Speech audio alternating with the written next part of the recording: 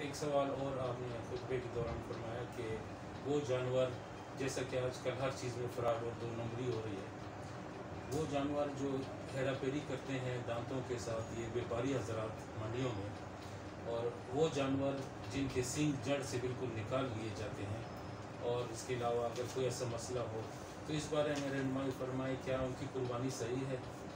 جزاک اللہ خیر۔ اور یہ مسائل جو ہے نا انشاءاللہ لوگ بھی پوچھنا چاہتے ہوں گے، اور آپ ان کی رہنمائی بھی اس بارے میں فرمائیں۔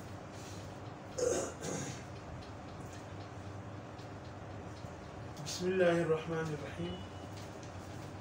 جتنا عظمت والی عبادت ہوتی ہے اس میں کہیں نہ کہیں سے ظالم لوگ فراڈ لے آتے ہیں، دھوکہ لے آتے ہیں۔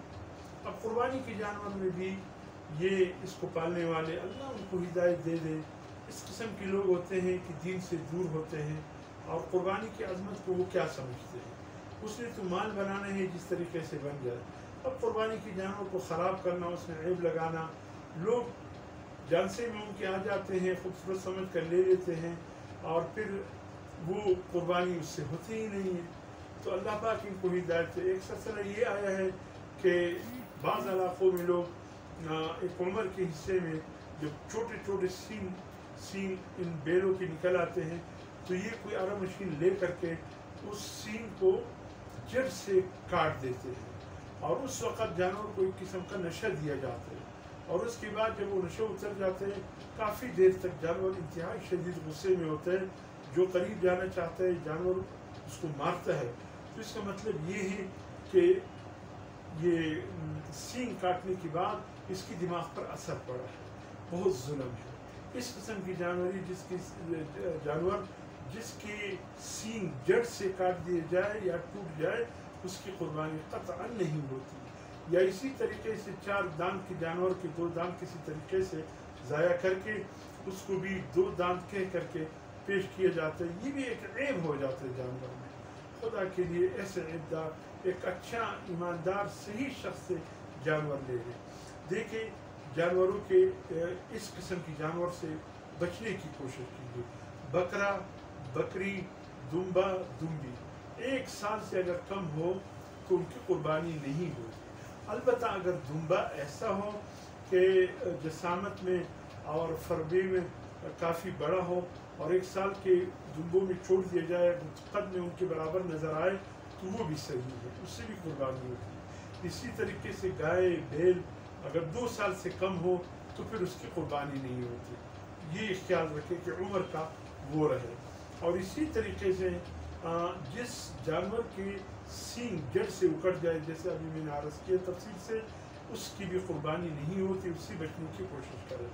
ایسے جانور جس کی پیدائشی دم نہ ہو اس سے بھی بچنے کی کوشش کرے، اس جانور کی قربانی بھی صحیح نہیں۔ اندھا، کانا، لنگڑا، جو لنگڑا کر چلتا ہو، ایسے جانور سے بھی بچنے کی کوشش کیجیے۔ ایسے بیمار جانور جس کی بیماری ظاہر ہے اس سے بھی بچنے کی کوشش کرے۔ جس جانور کی پیدائشی ایک کان نہ ہو اس سے بھی بچنے کی کوشش کرے۔ جس جانور کی چکی، دم، کان، آنکھ 1/3 حصہ 1/3 جس کا ضائع ہو چکا ہو وہ جانور بھی قربانی کے لیے پیش نہ کرے۔ جس جانور کی دانت بالکل نہ ہو یا اکثر گر گئے ہو، چارہ بھی نہ کھا سکے، اس کی بھی قربانی نہ کرے۔ جس جانور کی ناک کاٹ دی گئی ہو یا جس جانور کی تن کاٹ دیے گئے ہو یا جس کو خارش کی بیماری ہو، جس کی وجہ سے اس بیماری کی وجہ سے اس کا دبلا پتلا ہونا ظاہر ہو، ایسے جانور کی قربانی سے بچنے کی کوشش کی۔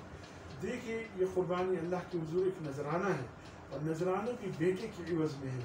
جتنا خوبصورت جانور ہوگا، جتنا اچھا جانور ہوگا، وہ اللہ کے حضور پیش کرے، انشاءاللہ یہ بہترین ایک قربانی ہوگی، عند اللہ ضرور قبول ہوگا۔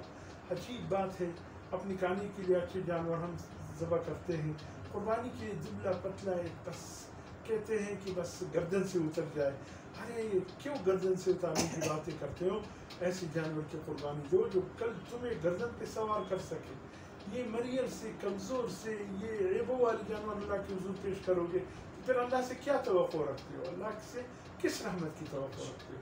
تو اس لیے عیبدار جانور نہ ہو، بہترین جانور اللہ کے سامنے نذرانے کے لیے پیش کرو. پھر دیکھو یہ بیٹے کا جو ہے ایک فدیہ ہے، بیٹے کا فدیہ. اگر اللہ پاک فرما دیتی کہ بیٹے کو ذبح کریں پھر ہم کیا کر سکتے تھے؟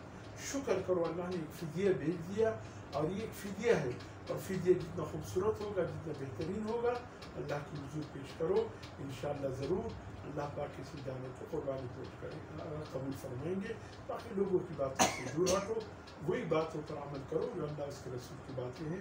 جو مسئلہ ہو صحیح مفتی سے پوچھ کر اس مسئلے پر عمل کرو. اللہ عمل کی طرف جزاک اللہ خیر و احسن جزاک اللہ ہے. امید ہے انشاءاللہ ہمارے ناظرین جو یہ مسائل جاننا چاہتے تھے قربانی کے حوالے سے وہ مطمئن ہوں گے انشاءاللہ. اس کے علاوہ بھی اگر کوئی مسئلہ ہو تو اپنے علاقے کے مفتی صاحبان سے انشاءاللہ تفصیل سے پوچھ کر پھر اس پر عمل کریں، خود سے جو ہے نا فیصلہ نہ کریں. جزاک اللہ خیر، بہت شکریہ.